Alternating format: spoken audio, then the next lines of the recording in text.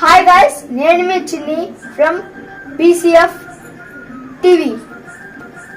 ఇవాళ నేను చాలా గొప్ప గొప్ప మందిని ఇంటర్వ్యూ చేశాను, కానీ ఈయన మాత్రం ప్రత్యేకం.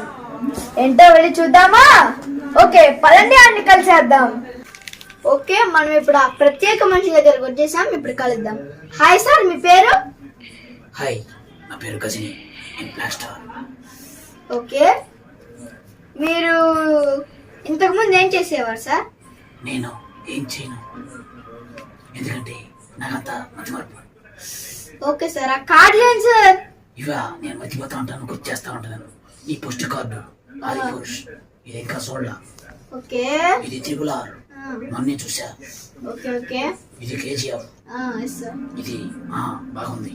Okay okay sir. అయితే ఇది మాత్రం చాలా నచ్చింది నాకు. డీజేటీలు ఓకే సార్. లచ్చనరకులేనే ఉంటాడు. Okay sir. ఇంకోటి సర్కారు వారి పాట ఓకే సార్, నాకు చాలా నచ్చింది. Good good. Thank you.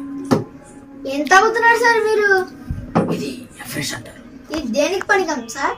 నేను మర్చిపోతా ఉంటాను కదా, నన్ను వచ్చేస్తా ఉంటుంది. మీరు మర్చిపోయినన్ని ఒక బుక్ లో రాసుకుంటారనమాట. ఆడియన్స్ ఎవరు అడిగారు, ఆ పేరు చెప్పండి నాకు. ఆడియన్స్ ఏదో అడిగింది, చెప్పండి నీ పేరు.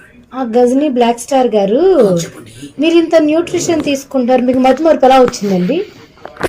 ఇది బేసిక్ గా వంశపారంపర్యంగా వస్తుంది అనమాట.